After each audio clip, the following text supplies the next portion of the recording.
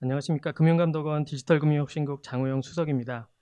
지금부터 2023년도 디지털 부문 금융감독 업무 설명회를 개최하도록 하겠습니다. 바쁘신 일정에도 오늘 업무 설명에 참석해 주신 금융회사, 전자금융업자, 금융권협회 및 유관기관 관계자들께 감사드립니다. 오늘 업무 설명회를 시작하기에 앞서 진행 순서를 간략하게 말씀드리겠습니다.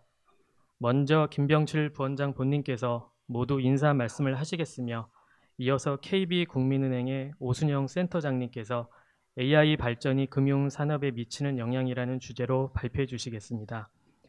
이후 송경용 디지털금융 총괄팀장 및 이성욱 IT검사기획팀장께서 디지털 부문 감독 검사 방향을 발표하시겠으며 끝으로 금융감독원의 감독 검사 방향에 대한 의견 및 기타 애로 건의사항 등 질의응답 시간이 있겠습니다. 참고로 오늘 설명회는 오후 4시경에 마칠 예정입니다. 그럼 지금부터 업무 설명회를 시작하겠습니다. 먼저 금융감독원 김병칠 부원장 본님의 인사 말씀이 있겠습니다. 큰 박수 부탁드리겠습니다.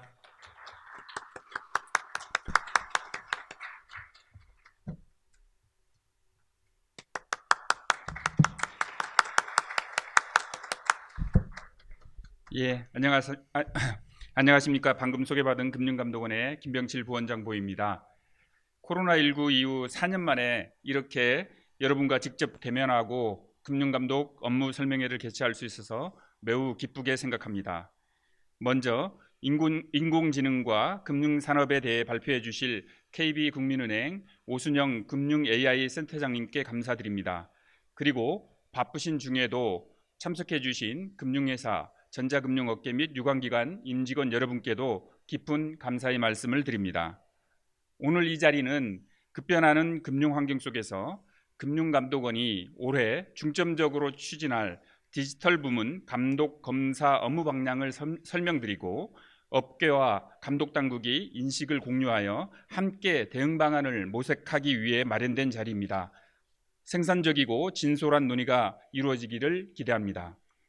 작년부터 이어진 글로벌 긴축 기조가 강도 높게 지속되고 있는 가운데 최근 실리콘밸리 뱅크의 파산 및 크레딧 스위스 은행의 유동성 위기 등으로 글로벌 금융시장의 불확실성이 확대되고 있습니다.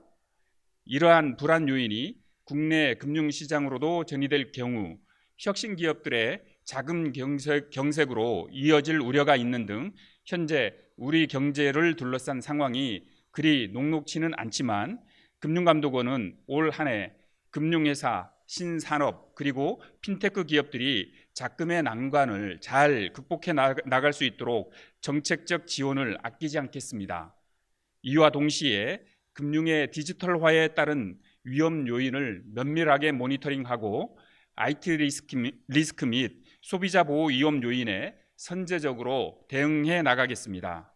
먼저 금융 데이터 산업의 내실 있는 발전을 위한 인프라를 조성하겠습니다. 금융 비금융 간 데이터 결합 활용 촉진을 위해 데이터 전문기관을 추가 지정하고 마이데이터 사업자의 업무 범위 확대 방안도 검토해 나가겠습니다. 아울러 금융 분야 AI 안내서 활용 실태와 AI 리스크 관리를 위한 금융회사의 내부 통제 현황 등을 점검하여 AI 활용을 확대할 수 있는 기반 조성에 노력하겠습니다. 다음으로 IT 리스크에 대한 사전 예방적 검사 점검을 강화하고 전자금융의 안전성 제고를 위한 규제와 시스템 정비를 해 나가도록 하겠습니다. 특히 반복적 IT 사고의 원인별로 금융회사가 갖추어야 할 최소 요구 사항을 업권과 함께 만들어 나가고 자체 점검을 위한 체크리스트도 고도화하겠습니다. 또한 업무 지속성 확보를 위한 모의 훈련 등도 실효성 있게 진행될 수 있도록 하겠습니다. 아울러 건전한 전자금융업 발전을 도모하겠습니다.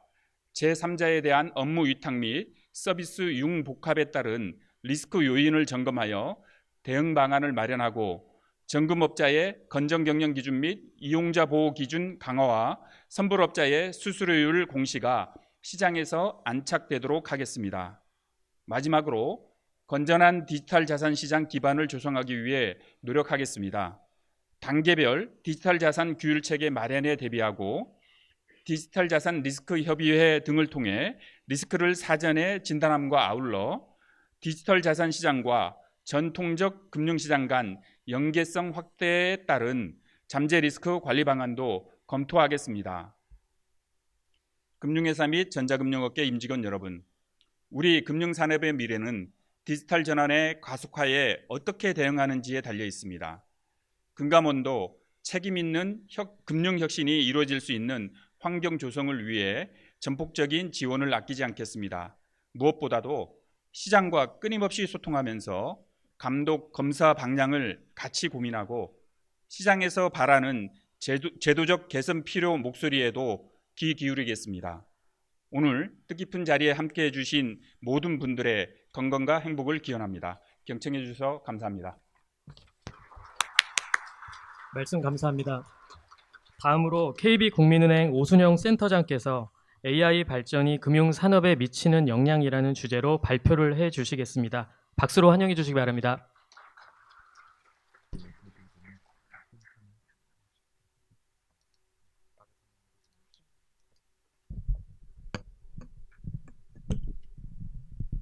네, 안녕하십니까. 소개받은 KB국민은행의 오순영입니다. 오늘 저는 그 AI의 발전이 금융산업에 미치는 영향에 대해서 말씀을 드릴 예정입니다. 부제로 금융감독원의 약속이죠. 금융은 튼튼하게, 소비자는 행복하게 만드는 금융 분야의 어떤 인공지능의 활용에 대해서 이렇게 부제를 또 제가 붙여봤습니다. 네, 진행을 하겠습니다. 네. 잘 됩니다. 네. 그래서 지금 AI 관련해서 지금 많은 이야기를 듣고 계실 것 같습니다. 뭐 챗GPT, 이제는 뭐 초등학생들도 얘기하고, 제가 주말에 커피숍을 가보니 그 안에서도 여고생들이 챗GPT 얘기를 하고 있더라고요. 그 정도로 지금 핫한 내용입니다. 그래서 AI 트렌드 키워드를 말씀을 드려야 될 것 같아요. 지금 이전 그 챗GPT가 나오기 전과 이후에 AI는 완전 다른 국면이기 때문에 그 관련된 AI 트렌드 키워드를 좀 설명을 드릴 거고요. 그리고 나서 금융 분야의 AI 활용 현황, 이것들을 기존에 지금 이전의 AI와 다르게 지금 현재 나와 있는 AI로 어떻게 좀 바꿀 수 있을지에 대해서 고민을 좀 할 것 같고요. 그 다음에 결론으로 AI 기반 금융에서 갖춰야 될 마인드셋으로 마무리를 지어보겠습니다. 우선은 챗GPT, GPT-3 많이 들어보셨을 겁니다. 근데 요거를 뭐 AI 파운데이션 모델이라고도 얘기하고요. 초고대 모델이라고도 얘기도 하고 뭐 여러 가지로 지금 부르고 있습니다. 그런데 지금 저희가 듣는 게 그게 다가 아닙니다. 최근에 메타에서 라마라는 것도 나왔죠. 그래서 초고대 모델 뭐 1750억 개의 파라미터 셋을 가지고 있다.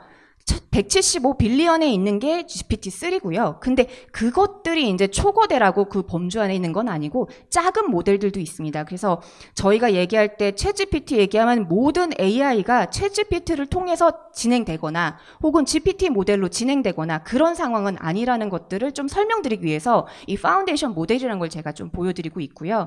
그래서 다양한 모델 사이즈가 있다. GPT-3 안에도 모델이 큐리라는 모델은 6빌리언, 7빌리언짜리입니다. 지금 175빌리언보다도 훨씬 작은 모델로 FAQ 정도는 그 모델로도 충분히 커버가 가능하다고 얘기를 하거든요. 그래서 다양한 파운데이션 모델이 있고 저희가 얘기하는 챗GPT, GPT-3, 뭐 지금 최근에 나온 GPT-4라는 거는 그 여러 모델 중에 하나다라고 이해를 해주시면 좋을 것 같습니다. 네, 2023년 저희가 알파고 이후에 지금 7년이 지났습니다. 그 사이에는 여러 AI 변화들이 있었지만 그 변화가 그렇게 뭐 드라마틱하거나 그러지 않았습니다. 근데 작년에 저희가 계속 이제 접하던 것들이 있었어요. 그게 2022년 하반기 두 가지 사건이 있었어요. 하나는 텍스트로 글자를 넣었더니 그림을 만들어주는 거예요. 그래서 2022년 8월에 미드저니로 생성한 그림, 미드저니라는 프로그램으로 만든 AI로 만든 어떤 그림이 그 박람회에서 공모전에서 1등을 한 겁니다. 그러면서 AI가 저작권이 이제 허용이 되느냐, AI가 예술을 하느냐, 창작이 가능하느냐 이런 얘기들이 막 많이 나왔었어요. 그래서 텍스트 넣어서 이런 그림 그려주세요, 저런 그림 그려주세요부터 시작해서 텍스트 넣었더니 그림 그려주고 텍스트 넣었더니 이제 동영상도 만들어주는 겁니다. 그때도 사실은 그렇게 사람들이 놀라진 않았어요. 재밌다 정도였어요. 근데 작년 11월 30일에 챗 GPT가 나왔어요. 저희 챗봇, 콜봇 많이 들어보셨죠? 그 챗봇, 콜봇 데이터 학습 많이 시켜야 돼요 했더니 어떤 것들은 답변이 안 나와요 했던 것들이 챗 GPT에 넣었더니 모든 것을 답을 합니다. 거짓말도 하죠. 모르는 건 거짓말까지 하는 거예요. 그래서 이 챗GPT는 GPT-3, 아까 전에 1750억 개 그 파라미터 셋을 가지고 있는 거에서 파생된 대화 쪽에 특화된 모델입니다. 그래서 이 모델이 출시한 다음에 열흘이 아니죠. 5일 만에 1밀리언을 이제 달성을 합니다. 거기에 대한 얘기는 제가 뒤에서 해드릴 거고요. 그래서 지금 이 챗GPT는 첫 번째로는 이제 빅테크에 계신 분들이 이거는 기존 애들하고 다른 녀석이다. 이 AI는 다르다라고 하면서 저희 이 상황 지금 현재까지 온 거라고 생각하시면 될 것 같아요. 네, 제너레이티브 AI에 대해서 얘기를 드려야 될 것 같아요. 어떤 컨텐츠가 들어갔을 때 그 컨텐츠에서 새로운 컨텐츠를 계속 만들어내는 겁니다. 그런데 텍스트를 넣어서 마케팅 컨텐츠 만들어내요. 메일도 써요. 모든 것들을 뭐 글 쓰는 거 다 되죠. 그랬는데 이 텍스트로 아까 그림 만들죠. 그다음에 동영상도 만들어내요. 그것만 하는 게 아니라 코딩도 합니다. 코딩하고 이미지 만들어내고 말도 하고 비디오 만들어내고 그리고 이제 게임 쪽에도 막 적용이 되는 거죠. 그래서 기존에 있는 컨텐츠로 새로운 컨텐츠를 새로이 계속 만들어내는 것들을 생성 AI라고 얘기를 하고요. 지금 그 분야는 밑에 모델들, 아까 전에 다양한 모델들이 있다고 했잖아요. 보셨던 것 중에 아마 달리라는 것도 들어보셨을 거예요. 그림을 만들어주는. 그리고 위에는 이제 어플리케이션들, 얼마나 다양한 이제 AI로 컨텐츠를 만들어낼 수 있느냐를 제가 위에다 표시를 한 거라고 보시면 됩니다. AI에서 지금 뭐 대부분의 AI의 전문가들이 인용하는 장표가 이 장표입니다. 이거는 가트너에서 나오는 하이프 사이클이라는 거고요. X축은 기술의 성숙도입니다. 그래서 X축의 끝으로 갈수록 이 기술은 성숙한 기술이야 라고 얘기를 하고요. 성숙하다는 건 뭘까요? 제품화하고 서비스로 활용할 수 있다는 얘기고요. Y축으로 갈수록 건 뭐냐면 기대치입니다. 이 기술 될 것 같아 라고 생각하는 것들이 Y축의 끝에 가 있습니다.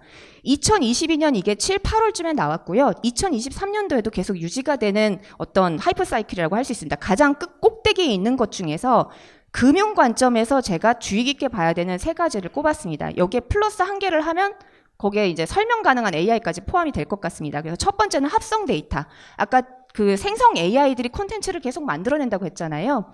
이 합성 데이터가 저희가 데이터가 부족한 영역, 데이터의 편향성에 대한 것들도 많이 들어보셨을 겁니다. 데이터의 편향성을 합성 데이터를 통해서 보정할 수도 있어요. 그래서 데이터의 어떤 밸런스를 맞추는 것도 가능하고, 그리고 산업군별로도 데이터가 부족한 곳들은 합성 데이터로 만들어낼 수 있다는 얘기고요. 그래서 앞으로 저희가 주의 깊게 봐야 될 어떤 AI 트렌드 중에 하나는 합성 데이터에 대한 부분, 두 번째는 방금 전에 설명드렸던 생성 AI, 세 번째는 책임감 있는 AI, 뭐 신뢰감 있는 AI, 뭐 이렇게 얘기할 수 있습니다. 윤리 AI라고도 얘기를 하죠.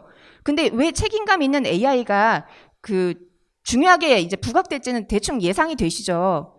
막 만들어내잖아요. 막 합성해서 연예인 얼굴도 만들어내고 그다음에 없던 일도 만들어내고 하고 있습니다. 그래서 책임감 있는 AI, 윤리 AI가 앞으로 더 중요할 것이다. 거기에 하나 더 덧붙인다면 설명 가능한, 지금 블랙박스로 쌓여져 있는 AI에서 이 값이 왜 나왔는지를 설명할 수 있는 부분, 그 부분은 금융에서도 상당히 중요할 겁니다.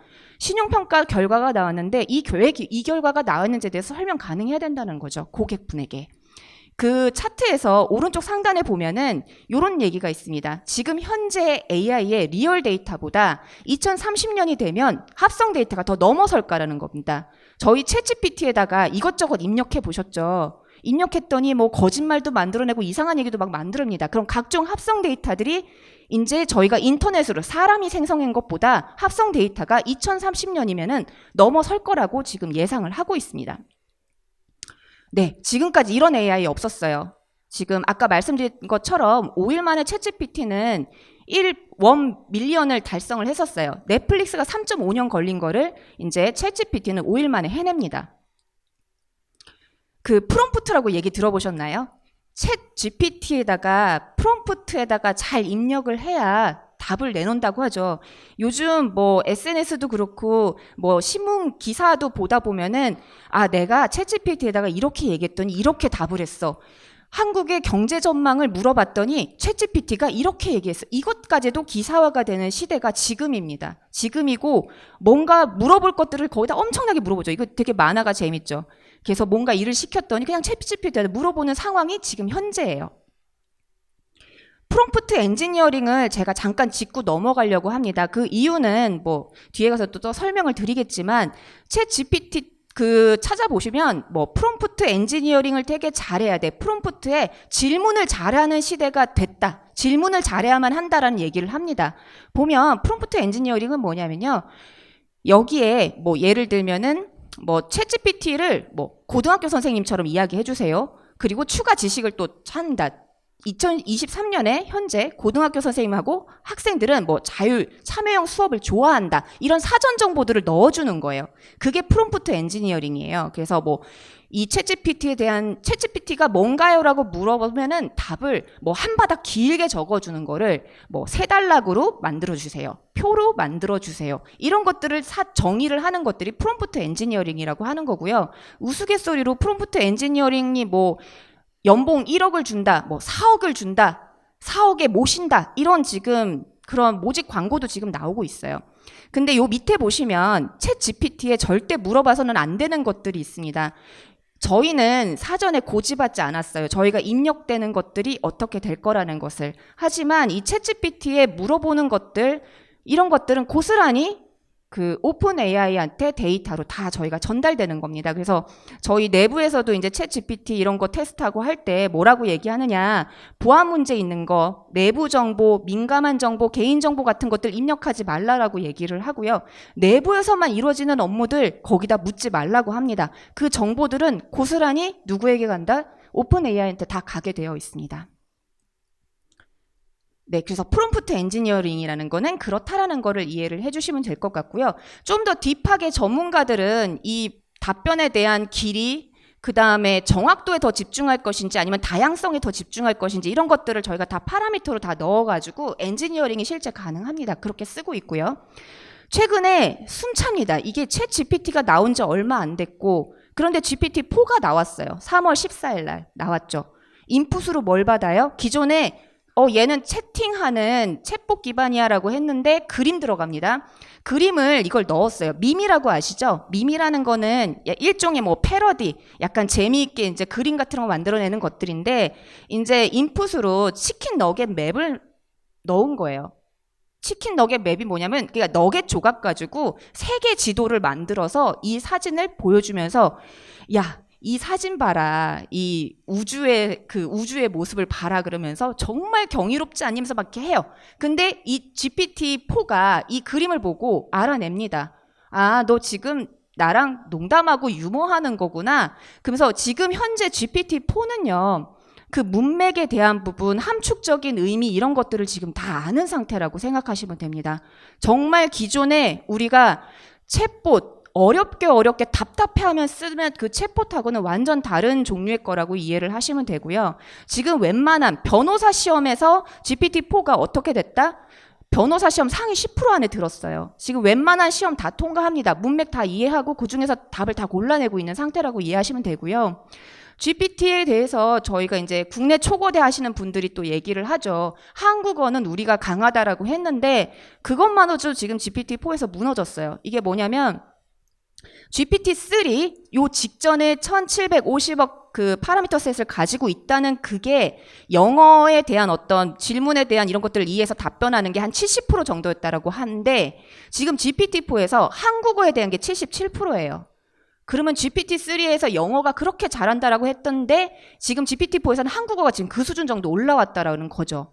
그래서 지금 GPT-4는 현재 지금 뭐 볼륨은 지금 공개하지 않았어요. 그래서 우스갯소리로 오픈 AI가 아니라 클로즈 AI 아니냐고도 할 정도인데, 지금 그 내부 그 모델 사이즈는 공개하지 않았지만 하여튼 지금 기존에 나왔던 챗 GPT보다도 훨씬 좀 고도화된 상태라고 이해를 해주시면 됩니다. 지금 그래서 이렇게 흘러가고 있어요. 지금 AI 쪽은 저희가 기존에 뭐 음성인식, 뭐 번역, 뭐 이런 단위 얘기가 아니라 그 모델 자체로도 지금 이런 식의 이야기가 흘러가고 있는 상태고요. 그 제너레이티브 AI의 테크 그 스택을 좀 설명을 드리려고 합니다. 왜 설명을 드리냐면 이 생태계에 대한 이해가 금융에서도 필요하다라고 생각해요. 우리가 왜 지금 이런 빅테크들 이런 쪽하고 뭐 협업을 하든 아니면 내부적으로 하려고 하든, 그리고 우리가 왜 비용을 지금 비싸게 지금 주고 써야 되는지 그 상황에 대한 설명인데요.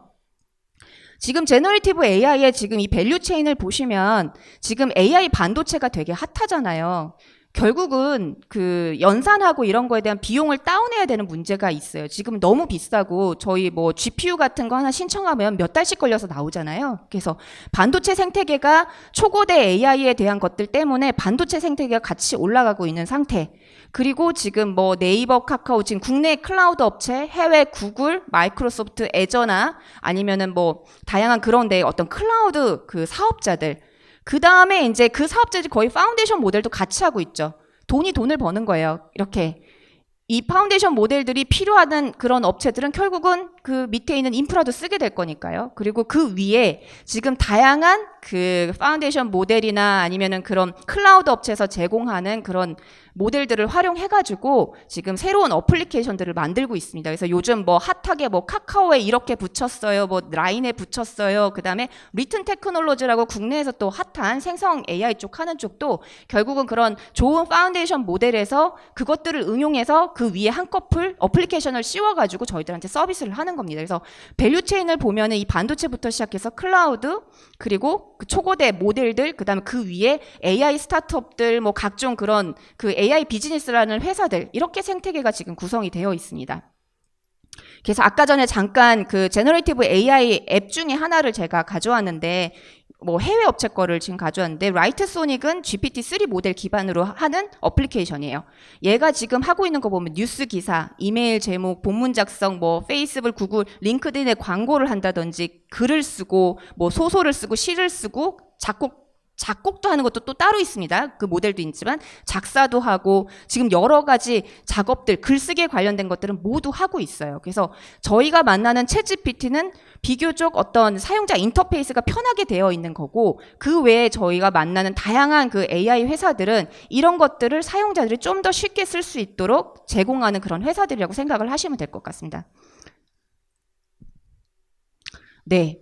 그러다가 3월 16일 날 또 나왔어요. 코파일럿이라고, 마이크로소프트에서. 지금 AI 업계에 계신 분들이 지금 요즘 정신이 없어요. 그냥 하룻밤 자고 나면 새로운 모델이 나오고 하룻밤 자고 나오면 천지가 개벽하거든요. 그래서 기존의 챗 GPT는 어떻게 보면 토이 수준이었다고 생각을 합니다. 거짓말도 하고 그냥 얘랑 농담도 하고 얘기도 하고 뭐 이랬죠. 그랬는데 이게 툴이 되는 순간이 마이크로소프트 365에서 이제 코파일럿이 나오면서입니다. 그래서 저희가 제일 그 스트레스 받아 하는 문서 만드는 것들에 지금 챗 GPT가 다 들어가 있는 상태이고요. 그래서 예를 들면 그 구글이 아니죠. 마이크로소프트의 화상회의 같은 거 보면은 화자별로, 말하는 사람들별로 다 녹취 다 해주고, 그리고 그 녹취에 대한 거 다 요약해주고, 그 다음에 내가 잠깐 이석을 하면 그 사이에 있었던 일 다 요약해주고, 그 다음에 마지막에 회의록에 대한 요약까지가 다 되는 상황입니다. 그래서 어떻게 보면 그 챗GPT가 또 무서운 게 뭐냐면요. AI는 어떤 특정 전문가 분야들에 계신 분들의 어떤 영역들이었었어요. 그분들만 고민하던 거였는데 챗 GPT로 인해서 초등학생도 URL 치고 들어가면 다 해볼 수 있었잖아요. 대중화가 된 거예요. 대중성을 갖게 된 부분이거든요. 그래서 지금 코파일럿으로 인해서 사용자들도 쉽게 마이크로소프트의 프로그램을 쓰면서 AI가 이렇게까지 된다는 걸 다 경험한다는 겁니다. 그래서 이런 측면에서 저희 금융 쪽에 계시는 소비자, 저희 금융 고객들도 AI는 이렇게까지 다 된다는 생각을 가지고 이제 금융 서비스 받으실 거잖아요. 그래서 저희도 그런 준비들을 이제는 해야 된다는 겁니다. 네, 기술이 상향 평준화됐어요. 예전에는 AI 엔진이 있어야 되고 AI 개발자가 있어야 되고 어떤 그것들이 없으면 사실 비즈니스까지 만들어내기가 너무 힘들었습니다.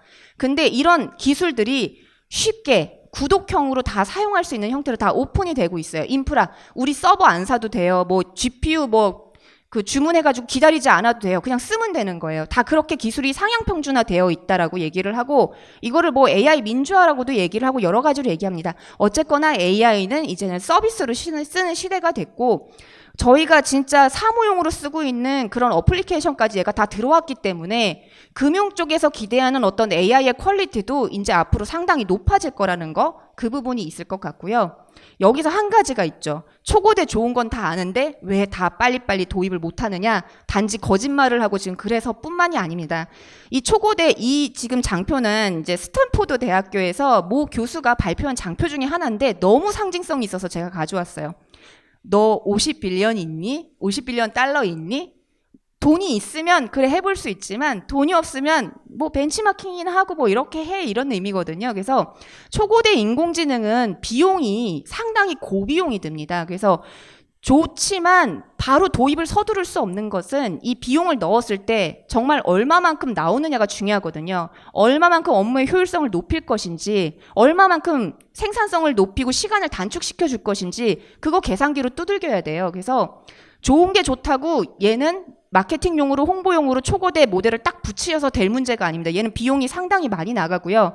특히 영어에 비해서 한국어는 그 챗GPT나 보면 이렇게 토큰이라는 얘기 들어보셨을 겁니다. 그 토큰 양에 따라서 이제 비용이 상정이 되는데 한국어는 좀 더 비용이 많이 비쌉니다. 그런 상태이기 때문에 비용에 대한 문제가 있고요. 아까 챗 GPT에다 이런 거 저런 거 막 물어보면 안 된다라고 했던 부분이 데이터 주권에 대한 부분이 있습니다. 저희가 입력하는 것들은 어쨌거나 다 그 회사가 가져가니까요.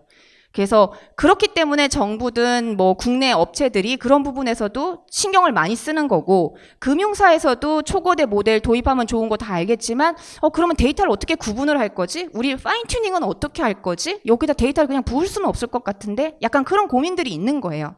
그래서 인공지능에 대한 부분 초고대 좋은 건 다 알지만 비용에 대한 이제 산정이 좀 필요하고 투입 대비 그 투자 대비 효과에 대한 부분 고민해야 되고 그다음에 우리 데이터 지키는 거 데이터를 어떻게 우리가 관리를 해야 되는지 부분도 상당히 중요해졌습니다. 네. 그래서 지금 초고대 AI에 대한 부분은 막 어떤 도입에 대한 것들을 지금 저희가 금융권은 특히 금융에서는 상당히 정확해야 되고 공정해야 되고 저희가 가지고 있는 특징들이 있잖아요. 그렇기 때문에 이 AI 모델, 뭐 아까 전에 뭐 GPT 모델도 있지만 뭐 작은 모델도 있어요. 뭐 GPT-J 뭐 다양한 모델들이 있잖아요. 그런 것들을 선택할 때 이 모델들의 특성을 좀 정확하게 알아야 되는 게 있고요. 데이터, 빅데이터는 이제 너무 당연한 얘기고요. 데이터의 품질이 중요한 시대가 되었습니다. 그 프롬프트, 아까 챗GPT 같은 게 프롬프트라고 있잖아요. 거기에 뭐를 입력하느냐에 따라서 내가 얼마나 거기다 정보들을 넣느냐에 따라서 걔가 뱉어내는 답이 틀립니다. 질문에 따라서도 답이 틀려요. 그렇기 때문에 데이터 품질이 앞으로는 더 중요한 시대가 될 거라는 겁니다.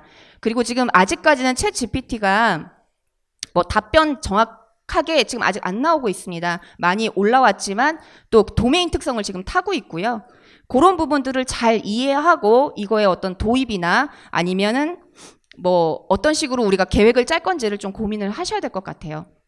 그런데 어쨌거나 대중들은 이 챗GPT, GPT 이런 것들을 다른 어플리케이션으로 지금 이제 앞으로 되게 쉽게 접할 것이기 때문에 금융에서의 AI나 금융 디지털에 대한 부분들도 상당히 기대치가 올라갈 거란 것들은 좀 눈에 보이는 사실인 것 같습니다.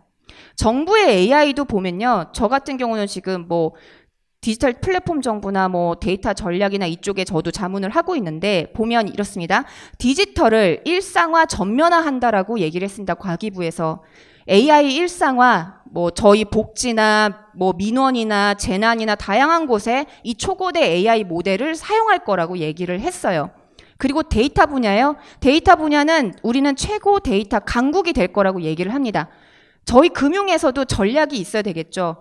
일상화가 된다. 이제 초고대 모델들이 이제 정부 차원에서 뭔가 우리 내부의 그 국내에 있는 다양한 업체들을 통해서 그런 컨소를 통해 가지고 그런 것들을 제공할 거라고 한다라고 할 경우 금융 쪽에서는 그러면은 어떤 저희 뭐 국민이든 아니면 저희 고객들한테 어떤 것들을 제공해 줄 수 있을지 그리고 이것들이 어떻게 흘러갈지에 대한 좀 고민을 하셔야 되는 거죠. 이제는 데이터에 대한 부분도 그렇습니다. 자, 이제 앞에가 이제 초고대 AI 합성 데이터 뭐 지금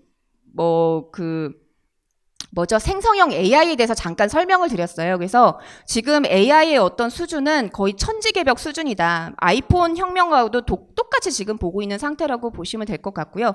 다만 이 초고되든 그 생성형이 됐든 특성들이 있습니다. 우리 금융 쪽에서 어느 부분에 써야 효과가 올라갈 것인지, 어느 부분에 들어가야 우리가 크게 어떤 그런 리스크를 안고 가지 않고 갈 수 있을지에 대한 고민들을 그 업무들을 좀 찾아보고 그 모델들도 좀 살펴보고 그래야 될 것 같아요. 금융산업의 패러다임 변화, 이제 금융 쪽으로 제가 지금 넘어왔는데요. 앞쪽에 이런 백그라운드가 있다는 걸 설명을 드렸고, 금융 쪽은 그렇습니다. AI 들어왔으니까 컴퓨팅 파워 좋아졌고 연산 빨라졌잖아요. 그래서 맞춤형 금융 서비스가 가능할 것이고, 이제 그 각 금융사별로 금융 플랫폼 경쟁이 이제 본격화될 거고, 그다음에 신용평가에도 AI가 들어와서 어떤 그런 것들을 좀 고도화해 줄 거고, 비거래는 코로나 때문에 좀 그런 자연스럽게 어떤 흐름이 생겼죠. 그래서 비대면에 대한 부분들도 AI가 해야 될 역할들이 많을 거라고 얘기를 합니다. 그래서 여기까지는 되게 교과서적인 얘기죠.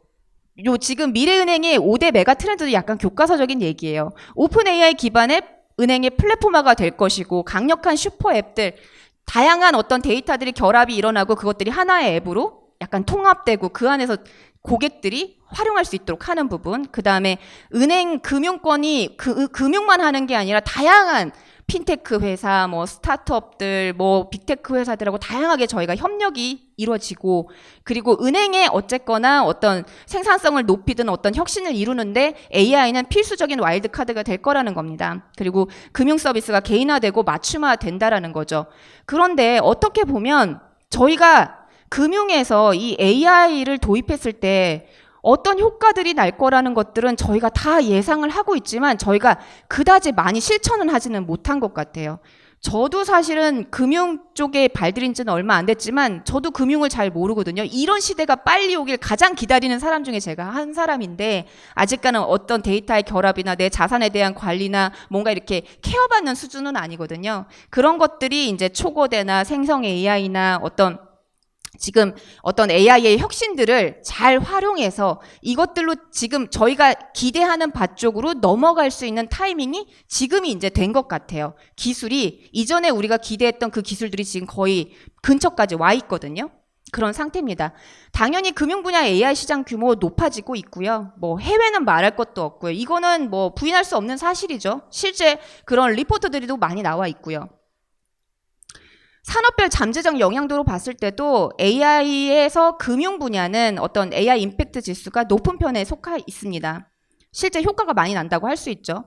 AI 기반 금융 서비스는 여기 다 전문가분들이라서 제가 크게 설명을 하지 않아도 되겠지만, 프론트 오피스 쪽에서는 지금 저희 집중하고 있는 게 챗봇, AI 은행원이라고 하는 아바타봇이나 스피커나 로봇 어드바이저나 이런 것들이 이제 프론트 오피스 쪽에서 저희가 고민하고 있는 금융, AI 기반의 금융 서비스고, 백오피스 쪽은 실제 은행 안쪽에서 저희가 고민하고 있는 것들이 AI 기반의 신용평가나 대출심사나 보험심사 쪽에 저희가 적용하고 있고, 은행이나 금융 쪽에는 어쨌거나 문서가 많이 있으니까 그 문서에 대한 RPA에 대한 부분, OCR을 활용하는 부분, 이거는 확실히 그 생산성을 높인다는 게 수치적으로 명확하게 나오는 것 같습니다. 그래서 업무 자동화 부분, 그다음에 데이터 분석하는 것들이 백오피스에서 진행되고 있고, 그다음 미들 오피스에서 자금 세탁 방지나 이상거래 감지나 약관 비교 같은 것들이 지금 진행이 되고 있죠.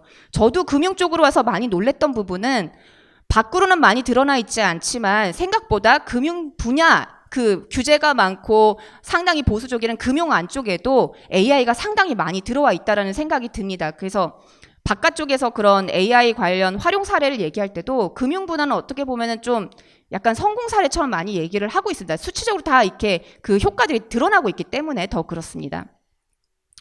그래서 지금 AI 기술은 지금 비지도 강화학습 이 정도 와 있는 것 같고요. 그리고 시장 규모도 지금 기존에 저희가 도입해서 하고 있는 것들 혹은 이제 막 시도하는 것들이 이제 앞으로 갈수록 좀 더 고도화되고 좀 더 이제 좋은 고도화된 어떤 그런 서비스들이 나올 거라고 저희가 기대를 하고 있죠.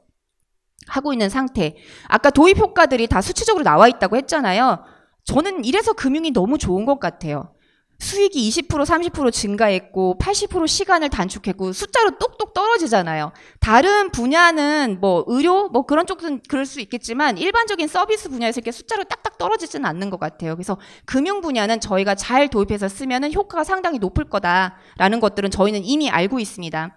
다만 이제 규제나 아니면 내부 어떤 워낙 저희는 실수가 허용되지 않으니까요. 그래서 그런 부분에서 저희가 조금 도입이나 이런 거에서 좀 많이 돌다리를 두들리는 거는 있지만 실제 효과들은 이미 증명이 되어 있다라고 할 수 있고요. 맥킨지에서 얘기하는 미래 AI 뱅크에는 뭐 수익성 당연하죠. 그다음에 초계인화, 저희 초계인화 맨날 얘기하잖아요. 아직 저희가 닿지 못했지만 초계인화를 얘기하고 있습니다. 그 방향으로 가려고 하고, 그리고 은행도 보면 점포수에 대한 부분이나 그다음에 사용자가 원하는 거는 내가 원하는 언제든 24시간 365일 내가 원할 때 질문하고 싶잖아요. 그래서 옴니 채널이 더 다양해지면서 늘어날 거라고 생각을 하고 속도와 혁신을 가져오는데 AI가 그 역할을 할 거라고 생각을 합니다. 옴니 채널은 지금 현재 보면은 뭐 텍스트 기반의 여러 가지들도 있고 음성 기반, 영상 기반 많죠. 영상 기반 쪽은 뭐 화상 상담도 있고 뭐 있지만 지금 AI 쪽에서 지금 챗봇 아직까지는 조금 우리가 답답했던 그런 영역들이 지금 초거대 뭐 생성 AI로 인해서 얘는 훨씬 사람처럼 말을 잘할 거고 훨씬 쉽게 설명을 해줄 수도 있을 겁니다. 저희가 어떻게 튜닝하고 어떻게 얘를 만들어내냐에 따라서. 그래서 영상 기반의 어떤 봇 쪽으로는 앞으로 좀 발전 가능성이 되게 높다라고 생각을 하고요. 이게 2019년에 아까 말했던 하이프 사이클이에요. 2019년에 하이프 사이클, 아까 전에 기술의 성숙도 X축 끝에 있는 게 음성 인식이 끝에가 있어요. 그래서 그때 AI 스피커가 나왔거든요. Y축의 끝에 뭐가 있냐면요. 지금 챗봇이 있어요. 2019년도. 그때 보면은 공공, 쇼핑몰 다 챗봇 도입했어요. 근데 저희가 한 단계를 진행하지 못해요. 결국은 상담원사 연결하거나 결국은 네 가지 중에 하나 고르거나 그런 쪽으로 넘어갔었죠. 그런데 이게 이제 챗 GPT, 지금 이걸 기준으로 해가지고 보세 시대가 다시 돌아온다라고 생각을 합니다. 말 잘하니까.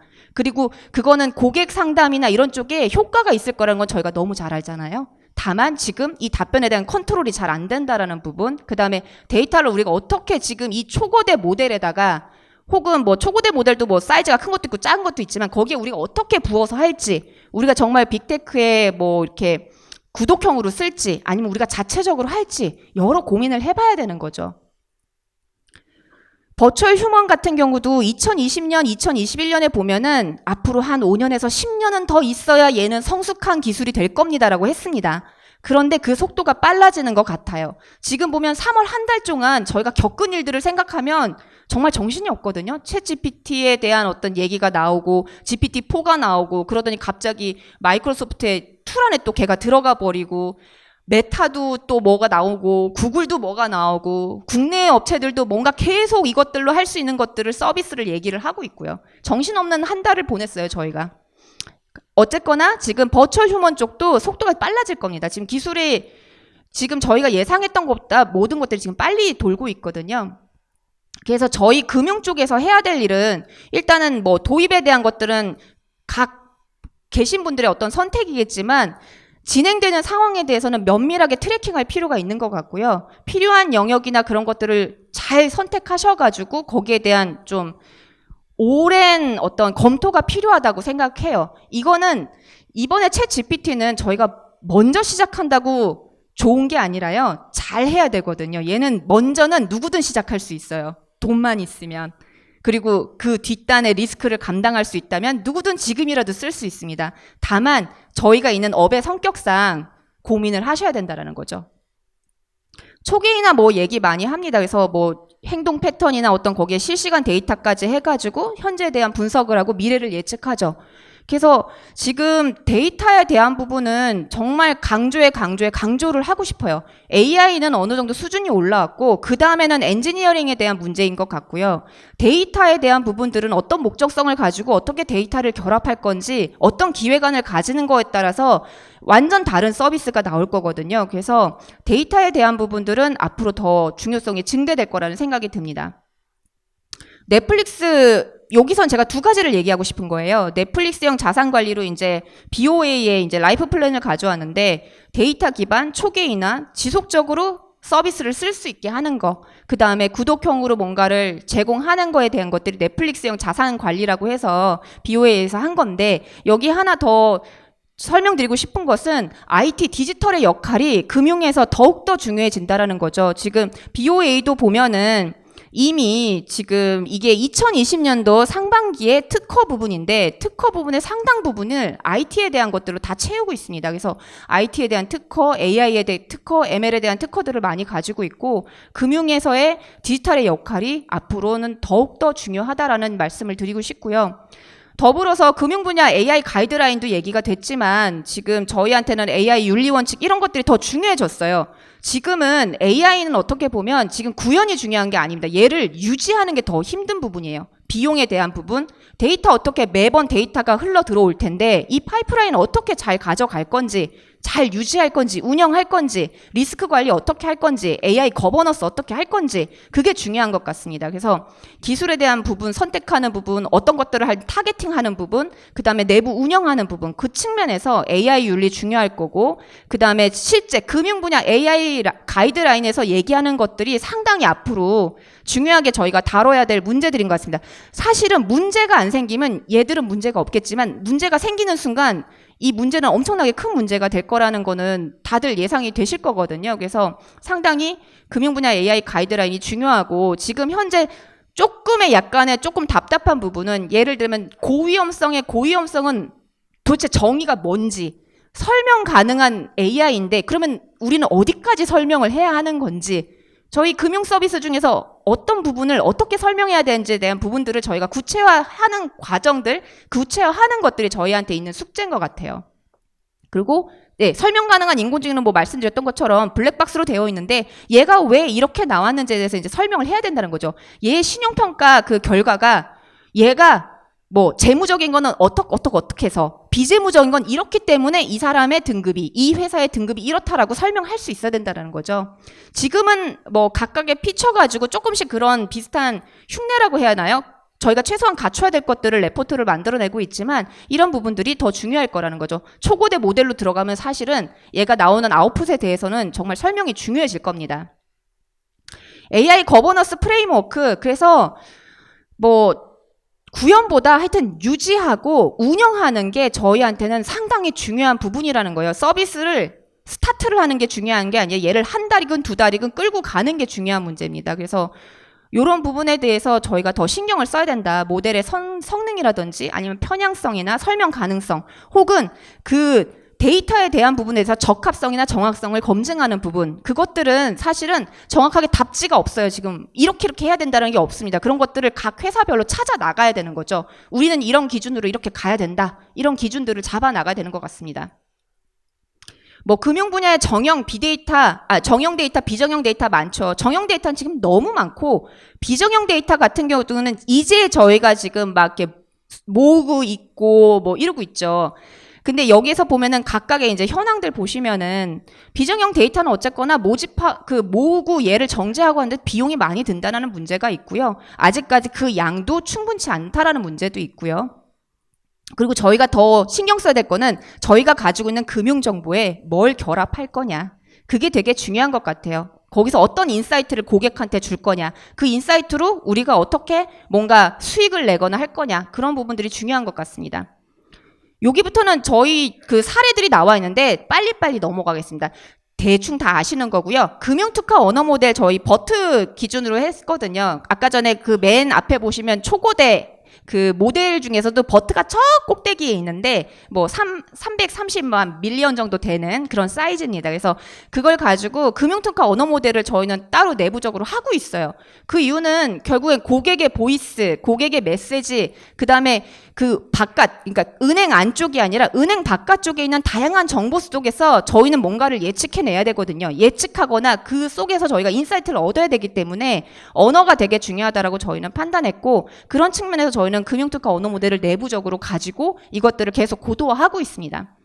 그런 상태로 내부 고객, 저희 은행에 있는 고객들, 고객이라고 하면 누군가요? 저희 직원분들이죠. 직원분들의 업무 효율을 높이기 위해서 그것들을 AI로 어떻게 할 수 있는지를 증명하고 거기서 효과를 거두기 위해서 저희는 좀 노력을 하고 있고, 외부 저희 바깥쪽에 있는 고객분들, 그분들이 이제 사실은 걱정이죠, 지금. 챗GPT로 너무 좋은 것들을 많이 보셨기 때문에 저희가 어떻게 그분들을 만족시킬 건지에 대한 고민들을 저도 해야 되고 여기 계신 분들도 해야 되는 것 같습니다. 그래서 보면은 그 언어에도 그냥 그 언어가 문맥상 이런 것만 있는 건 아닙니다. 그 안에 감정이 녹아져 있어요. 긍정적인 메시지, 부정적인 메시지, 이 고객이 지금 짜증이 났는지 아니면 불만이 있는지 이런 것들을 저희가 그 맥락상에서 다 찾아내거든요. 그런 거를 저희는 작은 모델 가지고 지금 하고 있었어요. 근데 이게 초고대 모델이 지금 나온 상태거든요. 그래서 이런 것들을 통해서 저희가 인사이트를 얻고 고객한테 좀 더 좋은 서비스를 하려고 준비를 하고 있다는 거고, 잘 알고 계신 콜봇, 챗봇에 AI 적용되어 있고 금리, 환율, 컨센서스에 대한 것들도 저희가 어떤 데이터를 분석해가지고 거기서 인사이트를 얻고 있습니다. 여기 지금 나오는 것들은 저도 이제 은행 쪽에 컨퍼런스나 뭐 이제 금융 쪽 컨퍼런스 가면 각 은행에 계신 분들, 금융사에 계신 분들 만나거든요. 만나면은 다 저희 비슷비슷한 것들을 하고 있어요. 그래서 제가 이거를 굳이 설명드리지 않아도 우리도 하고 있고 그런 것들을 지금 다 하고 있고, 단지 여기서도 저희가 약간의 차이들은 있죠. 어디에 포커스를 하냐 이런 차이들은 있을 것 같습니다. 그래서 요거는 제가 넘어가고 가장 중요한 메시지 하나만 하고 제가 마무리를 하려고 합니다. 그래서 OCR 같은 경우는 뭐 지금 가장 보편적으로 많이 쓰고 있잖아요. 저도 실제 현업에 계신 분들 얘기를 들어보면 생각보다 이 서류에 대한 부분들이 엄청난 공수와 엄청난 시간들을 요하더라고요. 그런 것들이 AI는 정말 정확하게 지금 잘 해내고 있고, 지금 이런 초고대 이런 모델들이 더 좋아짐에 따라서 그 성능은 더 좋아질 겁니다. 그래서 이제 정말 쓸만하다라고 하는 수준이 될 거고요. 오히려 다른데 뭐 대고객 서비스 하는 쪽보다는 이런 요약하거나 이런 내부에 있는 그런 정보들을 이렇게 추출하는 쪽에 좀 더 안전하게 쓸 수 있는 것 같아요. 지금 생각해 봤을 때는. 그래서 여기서부터 시작해 보는 것도 괜찮겠다는 생각을 저는 합니다. 그래서 법인, 개인 CDD 이런 쪽도 지금 하고 있고, 뭐 지금 이 적용사계 뭐 기업 여신 자동 심사나 아니면은 금리 승인하는 거나 이런 것들 지금 하고 있고, 보이스피싱 모니터링 같은 경우는 제가 이걸 굳이 넣어 놓은 이유는 이 과정이 되게 중요하다는 거죠. 그 체계를 구축하는 게 상당히 중요한 것 같습니다. 제가 아까 전에 얘기했지만 도입하는 게 중요한 게 아니라 도입해서 유지해서 그 성과를 내는 것까지가 상당히 중요하기 때문에 그런 측면에서 이 사례를 하나 가져왔고요. 그래서 그 메시지만 가져가시면 될 것 같고, 뭐 AI 은행원들은 지금 모든 곳에서 하고 있잖아요. 모든 곳에서 하고 있고 각각의 어떻게 그 특징들을 잘 가져가서 차별화를 하실지는 뭐 저나 여기 계신 분들의 각각의 숙제인 것 같습니다. 금융의 AI의 발전 방향 보시면요, 어쨌거나 시장은 커질 거고요. 그리고 이게 어떤 일부분이 아니라 어느 특정 영역이 아니라 전사적인 업무 사이클로 확대가 될 거라고 생각합니다. 이미 챗GPT로 그 발발한 그 마이크로소프트의 생산성 도구 다 들어갔다라는 얘기는 이거는 어느 한 분야의 문제가 아니라는 거죠. 그리고 실제 비대면에 대한 것들, 니즈들을 해결하기 위한 그런 시도들, 뭐 AI 뭐 버추얼 휴먼이라고도 얘기하고 디지털 휴먼이라도 하는 그런 부분에 대해서도 계속 연구가 있을 거라고 생각을 하고요. AI 신뢰성에 대한 부분들은 저희가 차츰 해결해야 될 문제인 것 같아요. 뭐 뱅킹의 미래가 뱅킹 바깥쪽에 있다고도 하고 뱅킹은 사라질 거라고도 얘기를 합니다. 그래서 지금 저희가 가져가야 될 가치가 무엇인지에 대한 고민은 좀 필요한 것 같고, 금융 분야의 AI 활용이 좀 더 잘 되기 위해서는 현재는 아까 강조한 데이터에 대한 부분들의 어떤 규제나 어떤 뭔가 혁신이 좀 필요한 것 같아요. 저희한테 그런 타이밍이 된 것 같아요. AI의 엔진 모델들은 올라왔고요. 거기에 저희가 어떤 데이터를 어떻게 붙고 거기에 어떻게 연결해서 해야 하는지가 되게 중요한 부분이라 이 부분에 대해서는 금감원에서도 신경을 써주실 거라고 저는 굳게 믿습니다. 저희는 빅테크하고도 지금 뭐 이렇게 경쟁 아닌 경쟁을 하고 있죠. 하고 있고, 이 금융권에서 저희가 조금 애로사항이란 건 이런 거죠. 인력에 대한 부분, 오히려 그 AI 관련돼서 어떤 고도화기에서 이런 인력이 좀 부족한 부분들은 좀 있습니다. 근데 그 부분에 대해서도 이 금융권에 대한 매력을 저희 인재들이 찾아올 거라고 또 생각을 합니다. 이게 마지막 장표입니다. 요거로 마무리를 짓겠습니다. AI 기반 금융에 갖춰야 할 마인드셋인데요. 똑같은 AI를 도입해요. 똑같은 돈을 넣고 똑같은 인재를 넣습니다. 그래도 그 성과는 성공할 수도 있고 실패할 수도 있습니다. 그래서 지금 뭐 초고대 AI 이런 걸 했었을 때 저희가 집중해야 되는 거는 뭘 해결해야 될 건지에 대한 문제에 대한 집중이 필요하고요. 지금 전사적으로 AI 로드맵이 있고 전략이 있어야 되고 모든 임직원들이 이런 니즈, DT로 가야 되고 AI로 가야 되는 그 니즈에 대한 이해도가 있어야 되고 어떤 그런 서로 커뮤니케이션하는 툴에 대한 표준화도 필요하고요. 이런 어떻게 보면 AI 거버넌스에 대한 것들을 어떻게 잘 체계를 잡고 가져가느냐, AI 윤리에 대한 것들을 어떻게 잘 잡고 가느냐, 오히려 기술적인 것보다는 비기술적인 분야에 대한 것들을 저희가 지금 챙겨야 되는 시점이라고 생각하거든요. 그래서 그런 것들을 좀 강조를 드리면서 마무리를 하겠습니다. 네, 감사합니다.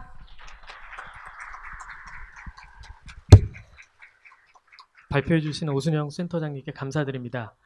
이어서 송경영 디지털금융총괄팀장께서 2023년 디지털 감독 방향이라는 주제로 발표를 해 주시겠습니다. 박수로 환영해 주시기 바랍니다.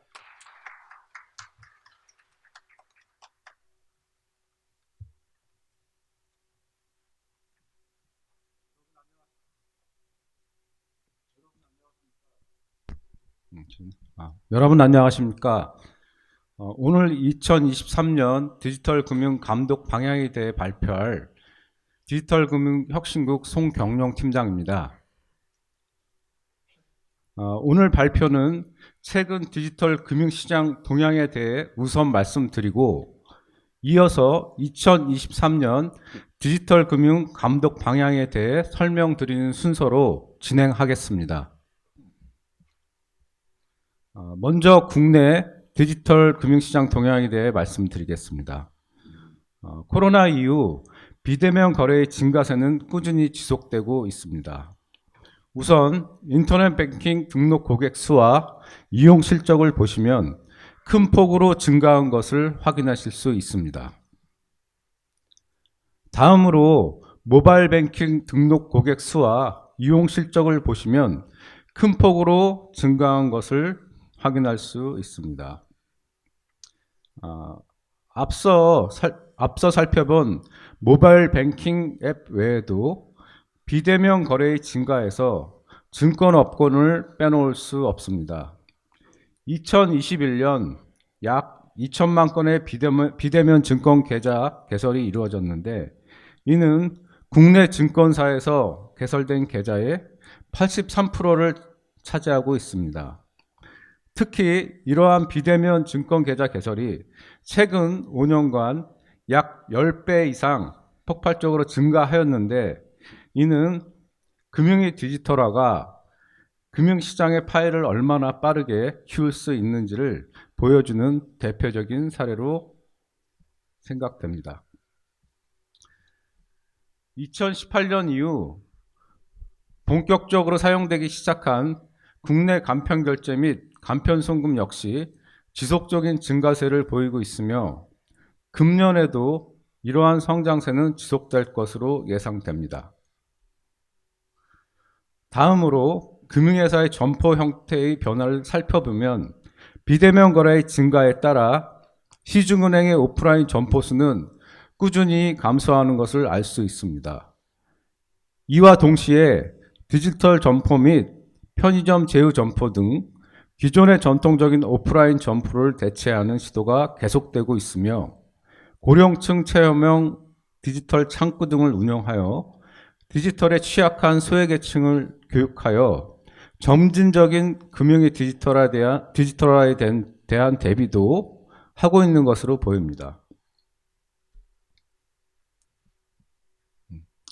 다음으로는 금융권의 적극적인 클라우드 서비스 도입입니다. 불과 5, 6년 전만 하더라도 금융권에서 클라우드를 이용하는 것에 대한 규제가 상당하였고 업계에서도 클라우드가 큰 행위로 받아들이는 분위기였습니다만 최근에는 규제 완화 및 클라우드 이용의 긍정적 측면이 부각되면서 이용 건수가 급증하고 있습니다. 또한 지속적으로 등록 전자금융업자 수가 늘어나면서 전자금융 거래도 꾸준히 증가하는 것을 볼 수 있습니다.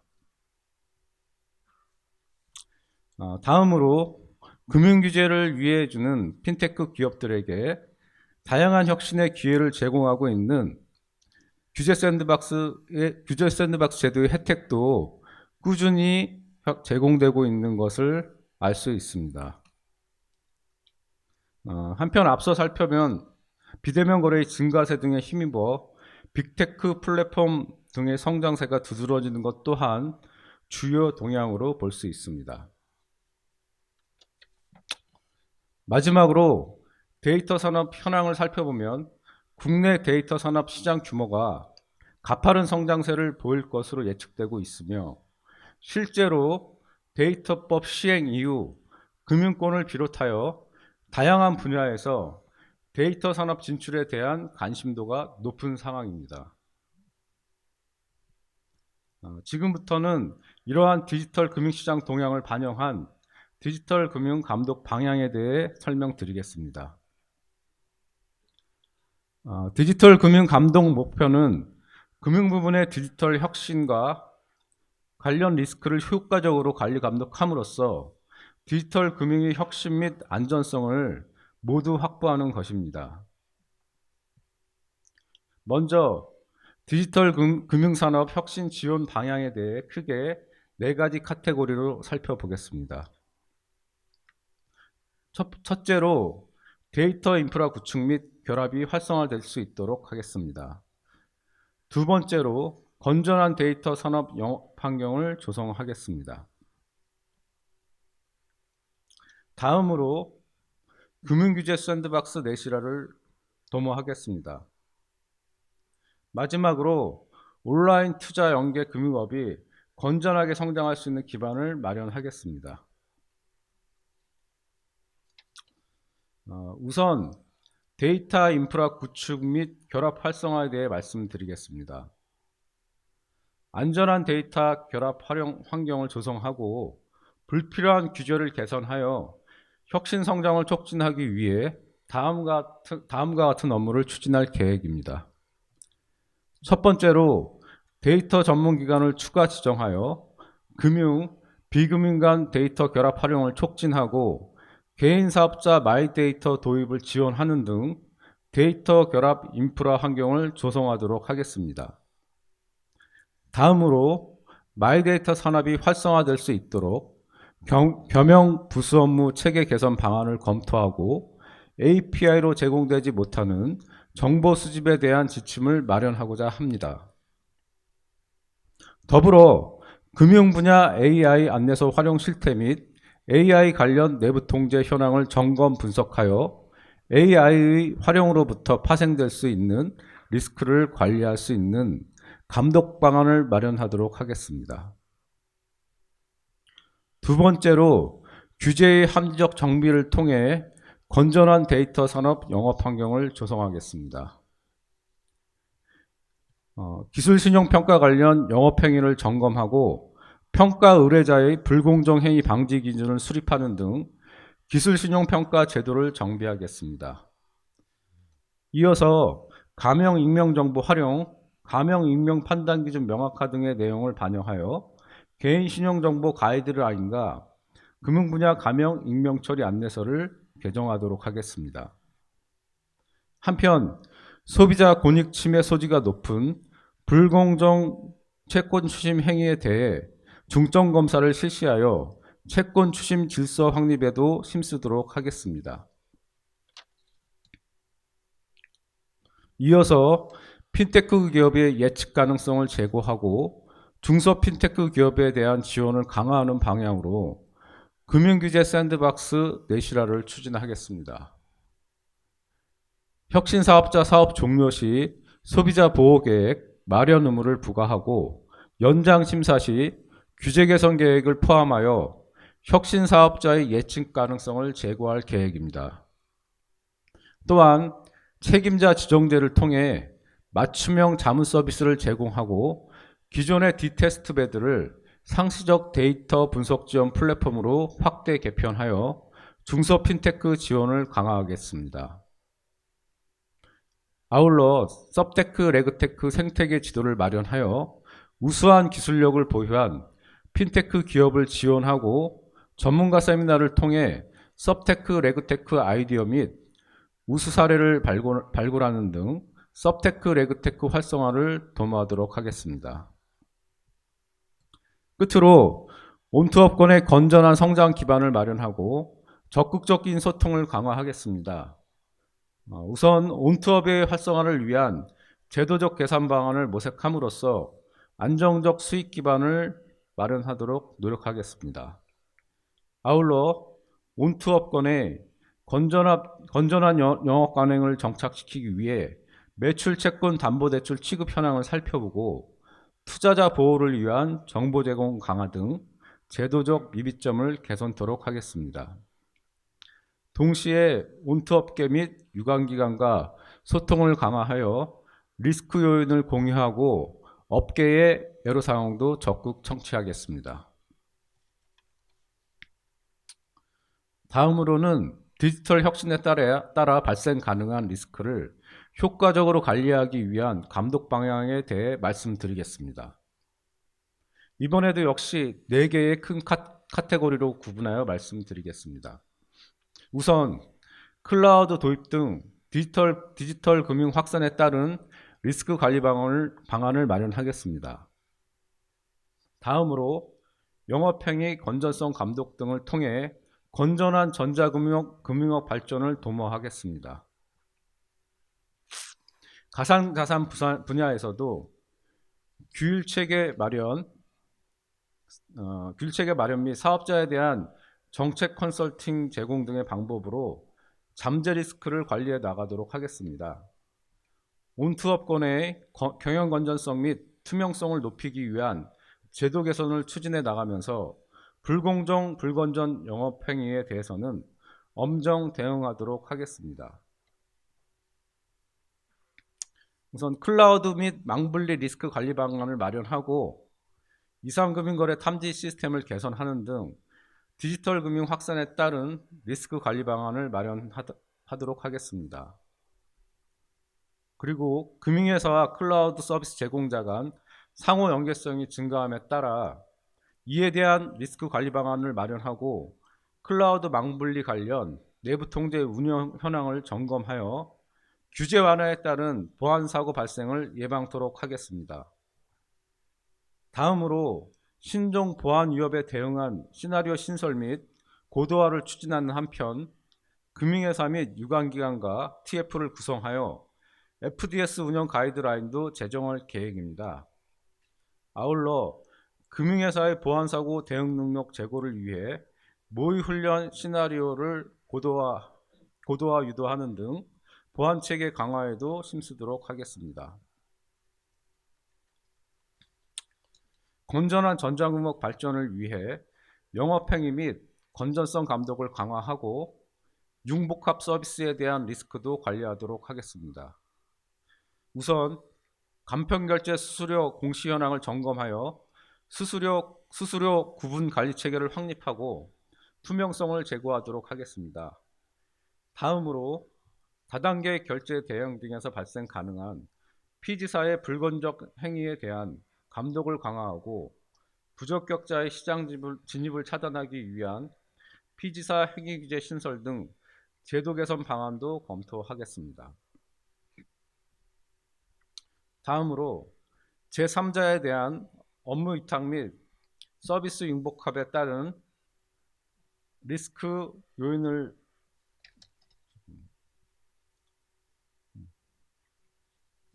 다음으로 제3자에 대한 업무 위탁 서비스 융복합에 따른 리스크 요인을 점검하고 경영지도 기준 미준수 사업자에 대한 관리 감독 및 후불결제 서비스 연체율 관리 등 건전성 감독을 강화하도록 하겠습니다. 아울러 결제 대형업자 미정산 잔액 운영 현황을 분석하고 가맹점 정산대금 보호 방안을 검토하는 한편 선불 충전금 보호 조치, 고유재산과의 분리 관리 및 운영 현황 공시 등 관리 상황을 주기적으로 점검하여 이용자 보호에 최선을 다할 계획입니다.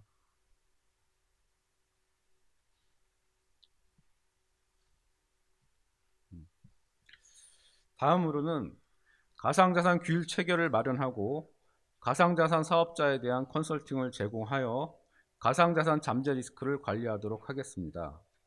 이를 위해 가상자산 업고법 제정 논의에 적극 참여하여 입법을 지원하고 가상자산 규율 체계의 국제적 정합성 확보를 위해 해외 입법 동향을 꾸준히 모니터링하겠습니다. 또한 업계가 참여하는 가상자산 리스크 협의회를 정례적으로 운영함으로써 가상자산 사업자에 대한 자율규제 정책 컨설팅을 제공하겠습니다. 다음으로 가상자산 시장과 전통적 금융시장 간 연계성 확대에 따른 잠재 리스크를 진단하고 이를 파악 측정하기 위한 관련 지표 개발 등 모니터링 툴을 마련하도록 하겠습니다. 아울러 금융회사 일반인을 대상으로 가상자산에 대한 인식, 사업 추진 계획 등을 파악하여 감독 수요에 선제적으로 대응하도록 하겠습니다. 마지막으로 온투업의 투명성 제고 및 영업행위 감독을 강화하여 소비자 신뢰를 제고하도록 하겠습니다. 이를 위해 온투법상 회계처리 기준 준수 현황을 점검하여 제도 개선을 추진하고 온투업자의 정보 공시 현황을 점검하고 이용자 정보 제공 강화 등 경영정보 상품 공시 제도 개선을 검토하도록 하겠습니다. 아울러 특정 이용자 부당우대 차별 행위, 투자자 손실 보전 부당 행위 등 불공정, 불건전 영업 행위에 대한 점검을 강화하고 온투업자 임직원의 횡령 사고 등 금융사고 예방을 위한 내부 통제 실태도 점검하도록 하겠습니다. 앞으로 금감원은 업계와 유관기관과 협력하여 건전하고 혁신적인 디지털 금융 생태계 조성에 힘쓰도록 노력하겠습니다. 이 자리에 참석해 주신 여러분들의 적극적인 의견과 소통을 부탁드리면서 디지털 금융 감독 방향에 대한 설명을 마치도록 하겠습니다. 장시간 경청해 주셔서 감사드립니다.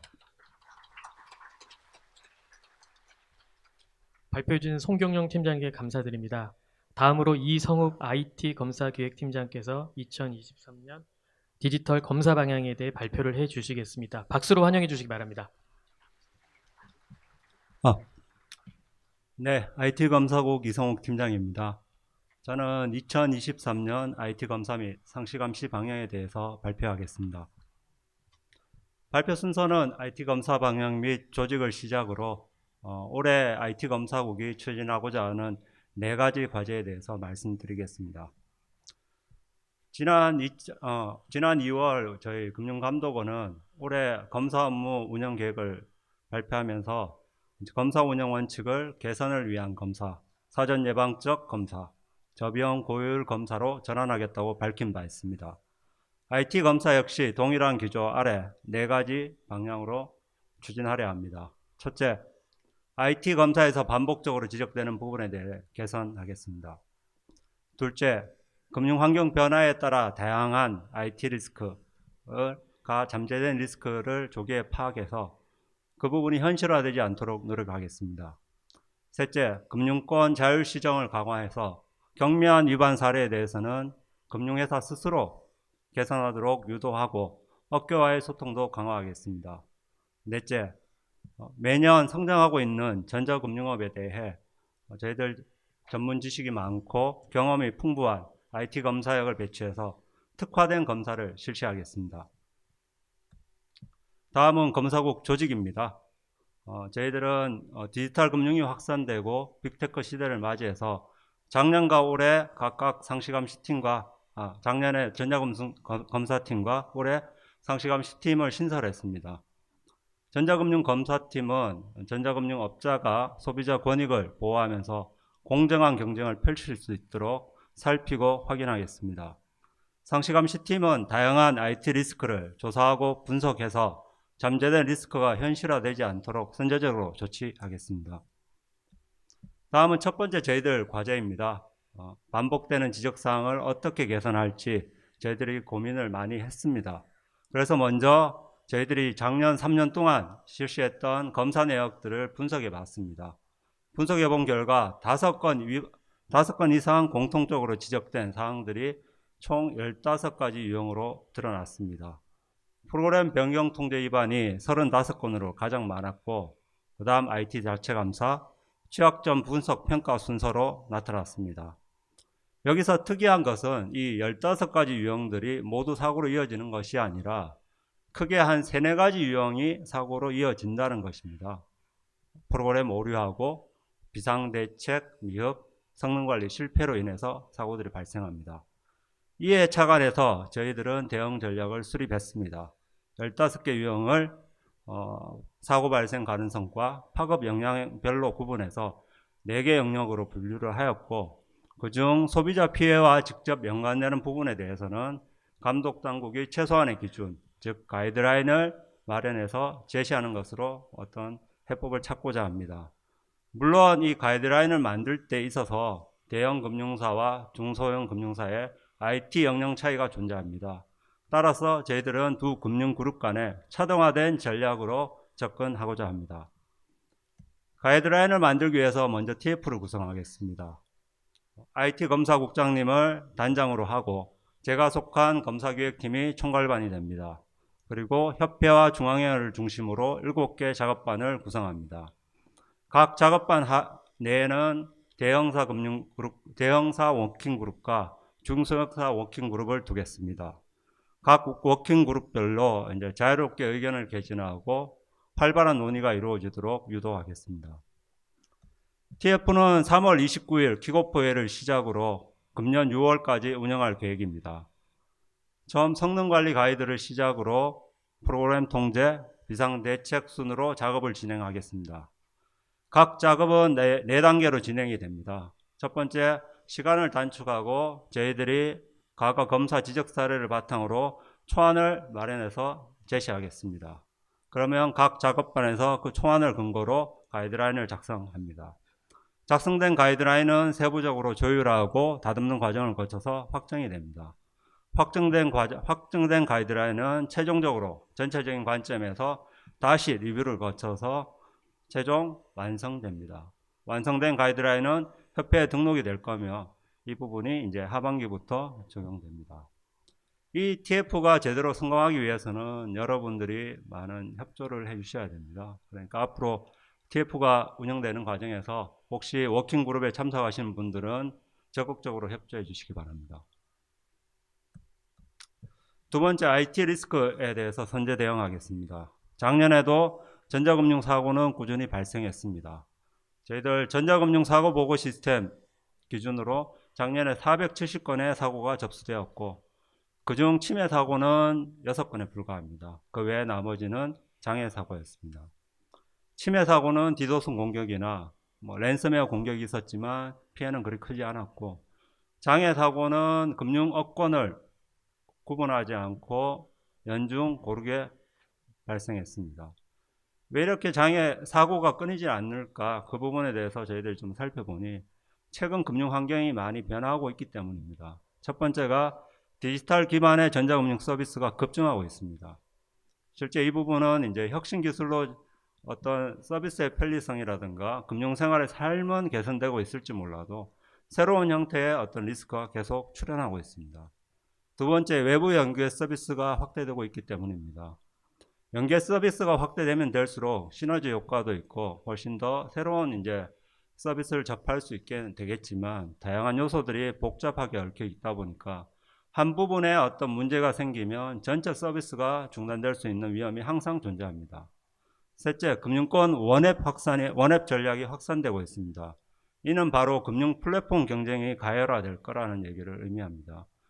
즉, 금융권의 경쟁이 가열화되면 될수록 그에 따라 전자금융사고 발생 가능성도 높아질 수밖에 없습니다. 이런 환경에서 저희들은 수시검사와 테마검사를 강화할 방침입니다. 비대면 채널의 대부분을 차지하는 모바일 환경 하에서 이용자 인증과 단말기 보안이 얼마나 적정한지 확인하고 살피겠습니다. 그리고 대규모 IPO와 같이 고객 집중이 예상되는 경우 해당 금융회사가 얼마나 대응할 수 있는 능력을 갖추고 있는지 점검하겠습니다. 아울러 사고가 많이 발생하고 장애를 장시간 복구하지 못하는 금융회사에 대해서도 검사하고 조치하겠습니다. 검사와 함께 IT 리스크 계량평가 제도도 개선하겠습니다. 주요 금융회사에 대한 평가 주기를 연 1회에서 2회로 늘려서 실제 리스크를 조기에 감지하겠습니다. 그리고 두 번째, 최근 환경을 반영한 새로운 평가 지표를 추가하고 평가 기준을 조정해서 평가 모형의 어떤 판별 능력을 높이겠습니다. 그 평가 결과 하위사에 대해서는 자율점검을 실시하고 개선 조치가 미흡한 금융회사에 대해서는 현장 점검 우선 대상으로 지정하겠습니다. 세 번째 과제입니다. 저희들 자율시정을 강화하고 소통을 확대하겠습니다. 자율시정을 위해서는 저희들이 자체 점검 체크리스트를 금년 상반기 안에 마련해서 배포하겠습니다. 주로 경미한 위반 사례를 중심으로 마련될 것이며 실제 하반기부터 자율점검을 시행하고 그리고 실제 개선 조치가 미흡한 회사에 대해서는 필요시 현장 검사도 실시하겠습니다. 주로 이제 금융회사 내규나 지침은 잘 마련되어 있는데 이 부분이 제대로 준수되지 않는 부분을 우선해서 체크리스트를 마련할 계획입니다. 이와 함께 업계의 소통도 활성화하겠습니다. 지난 2, 3월 5개 금융 권역에 대해서 CIO를 모시고 간담회를 개최했습니다. 간담회를 통해 모인 당국과 회사 간의 어떤 입장을 이해할 수 있었고 정보를 교류할 수 있어서 참석자분들이 모두 좋은 반응을 보였습니다. 그래서 하반기에도 동일한 자리를, 유사한 자리를 한 번 더 마련하겠습니다. 그리고 원데이 세미나를 검토해 보겠습니다. IT 검사역이 최근 사고나 아니면 지적 사례를 금융회사 실무진들을 대상으로 어떤 설명해 주고 알려주는 자리를 갖겠습니다. 이 부분은 업계에서 최근 어떤 지적 사례나 이런 부분들을 좀 빨리 알고 싶다는 의견을 감안한 부분입니다. 아마 세미나가 개최되게 된다면 검사를 쉬고 있는 검사휴직인 8월이나 12월이 될 것입니다. 그리고 IT 상시협의체도 활성화하겠습니다. 2주 전에 저희들이 사고 다발 금융회사 15곳을 모아두고 실제 어떻게 사고를 줄일지 개선 계획에 대해서 논의한 바 있습니다.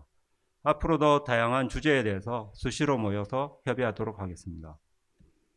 마지막으로 전자금융업에 특화된 검사를 실시하겠습니다. 앞서 설명드렸다시피 전자금융업 등록업자 수는 계속 증가하고 있습니다.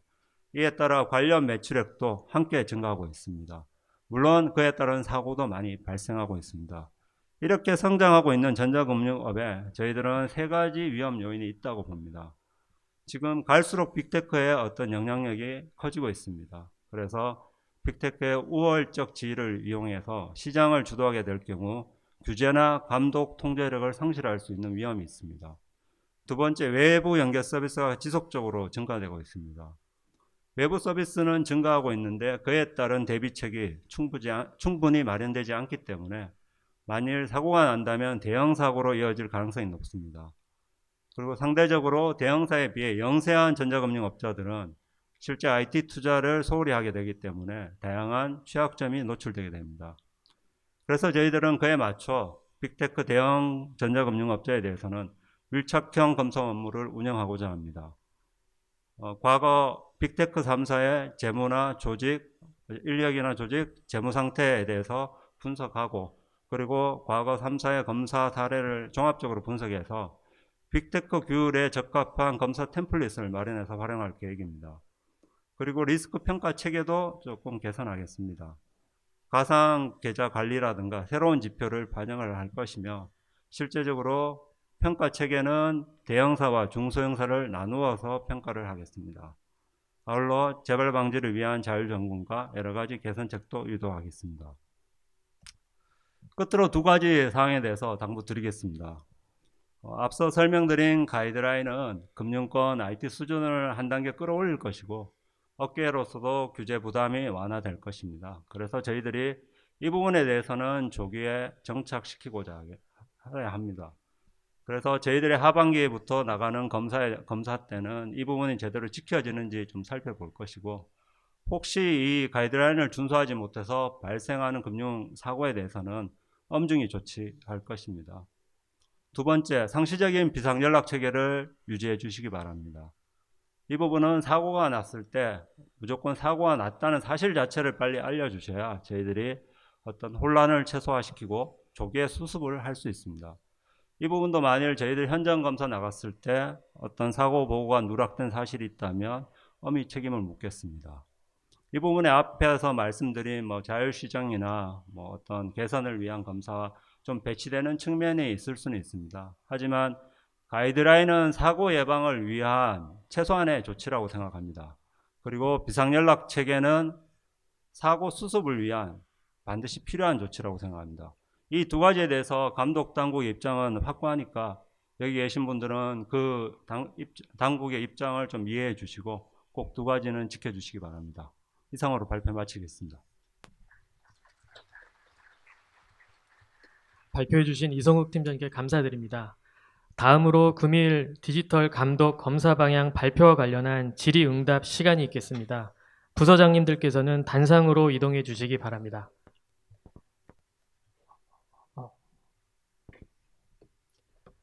금일 발표와 관련하여 코멘트를 하실 사항이 있으시거나 궁금한 점이 있으실 경우 손을 들어주시면 저희가 무선 마이크를 전달해 드리도록 하겠습니다. 그 외 금융감독원에 건의하실 내용이나 애로사항이 있으신 경우에도 편히 말씀해 주시기 바랍니다. 질문 있으신 분은 손을 들어주시기 바랍니다. 먼저 장내에 많은 분들이 계시니까요. 간단하게 여기 계신 세 분에 대해서 인사드리도록 하겠습니다. 저는 디지털금융혁신국장 김보건입니다. 안녕하십니까. IT검사국장 장성옥입니다. 안녕하십니까. 금융데이터실장 김충입니다. 예, 장내 되게 많은 분들이 오셨습니다. 질문도 궁금하신 것도 많을 것 같은데요. 그냥 시간 그런 거 구애받지 마시고 질문해 주시면 좋겠고요. 설사 디테일한 부분을 저희가 답하지 못하더라도 담당자들이 있으니까 담당자 의견을 받아서 저희가 전달하든지 아니면 추가적으로 궁금하신 것들은 별도의 이메일 질의 등을 통해서 답신드리도록 하겠습니다. 네, 질문 있으면 손을 들어주시기 바랍니다.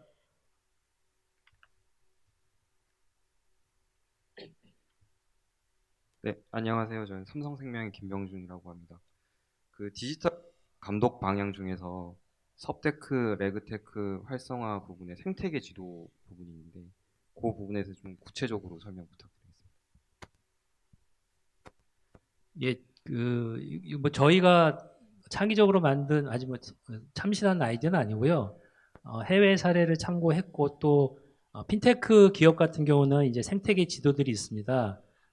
이제 핀테크 센터라든지 가면은 핀테크 업체들이 갖고 있는 기술들이 쭉 많은데 어떤 기술이 있는지를 이제 그거에 대한 집대성 자료들이 있고요.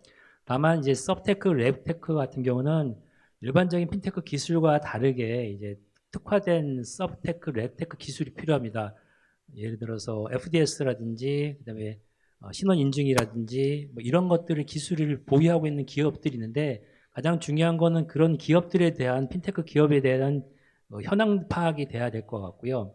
또 이러한 기술뿐만 아니라 이제 이게 솔루션 측면이라고 하면은 이제 이런 걸 밑받침할 수 있는 이제 인프라 시설이 필요합니다. 뭐 클라우드라든지 이런 것들이 필요한데 그러한 기술을 갖고 있는 인프라에 대한 정보는 사실 또 매칭이 되는 게 없습니다. 그런 것들을 이제 같이 좀 엮어보려고 하고요. 마지막으로는 금융회사라든지 핀테크 업체들도 레그테크를 하려고 할 때 기술적인 부족뿐만 아니라 이제 법규적인 컴플라이언스나 그런 부분들 부족해 하고 있습니다. 그런 거를 이제 컨설팅 업체라든지 회계법인이라든지 법무법인을 통해서 그런 정보를 받을 수 있도록 특화된 서비스를 받을 수 있도록 그렇게 삼각으로 연결해주는 그런 지도를 한번 그려보려고 합니다. 그래서 어떤 핀테크 업체라든지 금융회사가 레그테크 관련된 어떤 사항을 추진하고 할 때 어느 핀테크 업체가 솔루션을 제공하고 그리고 이런 인프라는 어떤 인프라를 활용하는 게 좋을 것 같으면 또 컴플라이언스 쪽은 누구의 도움을 받아야 될지 좋은지 이런 세 가지 축을 이제 정보를 얻을 수 있다고 하면 상당히 용이하게 접근할 수 있을 것 같고요. 그러한 그 밑그림을 그려보고 싶은 게 취지입니다. 네, 또 다른 질문 있으신 분은 손을 들어주시기 바랍니다.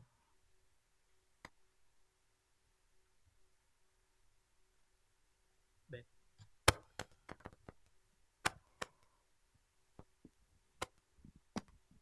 네, 안녕하십니까. 저 NHN의 이형주라고 합니다.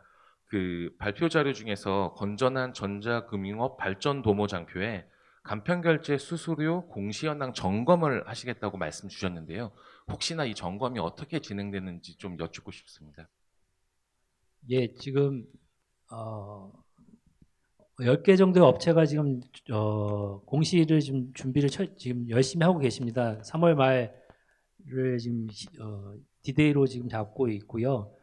처음 공시다 보니까 이제 미스가 있으면 안 돼서 사전에 이제 회계법인과 회계법을 통해서 공시 내용에 대한 적정성들을 이제 점검하고 있습니다. 그래서 그런 작업이 마무리되면 그 점검 결과를 가지고 공시를 할 것이고, 또 공시 이전에 저희도 사전에 좀 내용을 확인해 봐서 다른 이제 특별한 이슈 등이 있는지 이런 것들을 별도로 점검할 예정입니다. 그래서 그런 내용들은 이제 3월이 다가왔으니까 이제 저희 내부적으로 스케줄대로 진행이 되고 있고요. 진행이 된 이후 어느 정도 좀 그 발표할 만한 상황이 되면은 저희가 대외적으로 언론이나 아니면 다른 보도자를 통해서 그 진행 사항들을 별도로 여러분께 알려드리도록 하겠습니다. 네, 다른 질문 있으십니까? 질문 있으신 분은 편하게 손을 들어주시면 저희가 마이크를 전달해 드리도록 하겠습니다.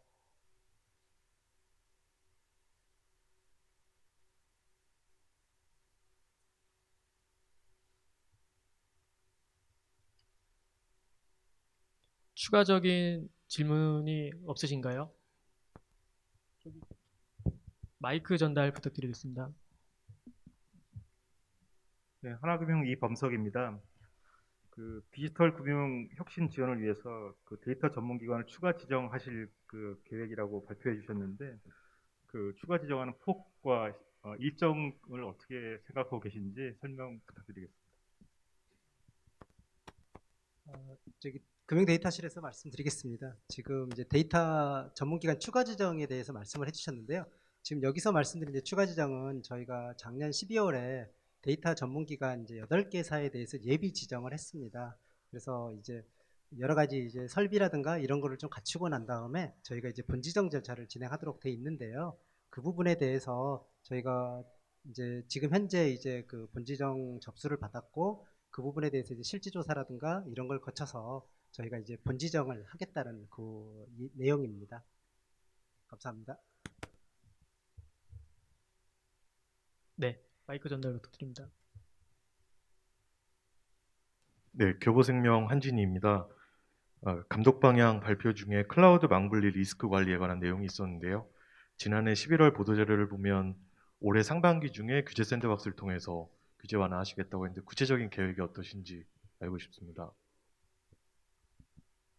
그 혹시 나올지 몰라서 준비했던 예상 질의였는데요.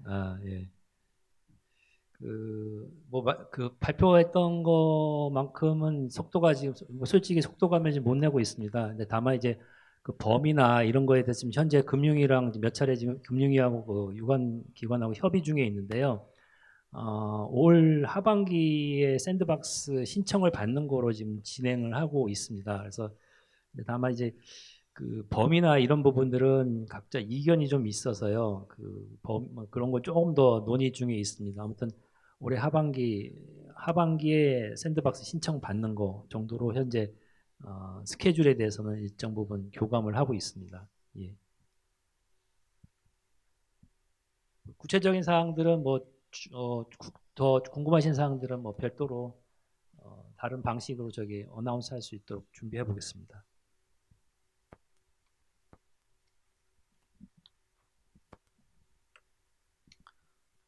네, 안녕하십니까. 저 마이데이터 사업자인 주식회사 핀테크의 입철이라고 합니다. 그 자료에는 39페이지인데요. 거기 마이데이터 산업 활성화 부분에서 그 신속한 신사업 추진 등을 위한 그 합리적인 겸용 부수 업무 체계 개선 방안을 검토하신다고 했고, 또 API로 제공되지 못하는 정보 수집에 대한 지침을 마련하겠다고 하셨는데 어떤 일정으로 준비가 되는지 궁금합니다. 네, 데이터실에서 말씀드리겠습니다. 지금 이제 두 가지 말씀해 주셨는데, 하나는 이제 겸용 부수 업무 관련해서 이제 그 개선되는 거를 얘기하셨고요. 하나는 이제 API로 제공되지 않은 정보 수집 관련된 걸 얘기했는데요. 지금 이제 신정법상에 보시면은 신정법에서 지금 마이데이터 사업자에 대해서는 지금 이제 열거주의로 겸용하고 부서 업무를 지금 하고 있습니다. 이제 그러다 보니까 그 열거가 되지 않은 부분에 대해서 여러 가지 좀 애로사항들이 많이 좀 얘기를 하고 계시고요. 그래서 저희가 이제 그 부분에 대해서 조금 더 그 해드릴 수 있는 부분이 있는지 그 부분에 대해서 좀 고민을 해서 추후에 이제 말씀을 드리려고 하는 부분이고요. 그리고 API로 제공되지 못하는 부분은 그 마이데이터 사업자 같은 경우에는 그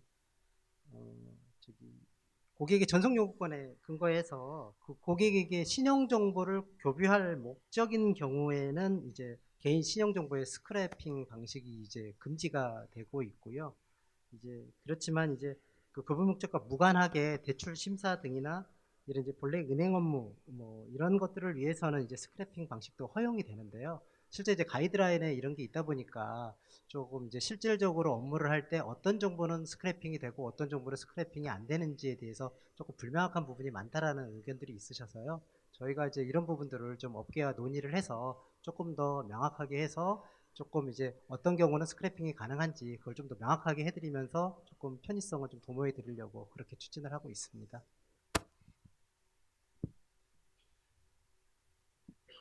네, 다른 질문사항이나 건의사항이 있으신 분은 손을 들어주시기 바랍니다.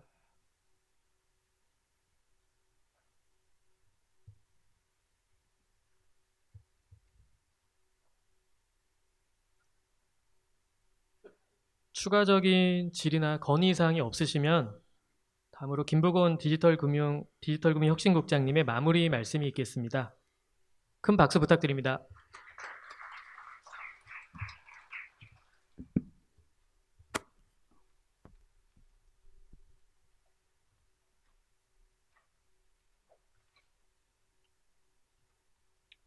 예, 아무튼 장시간 동안 또 이렇게 많은 분들이 찾아주셔서 대단히 감사합니다.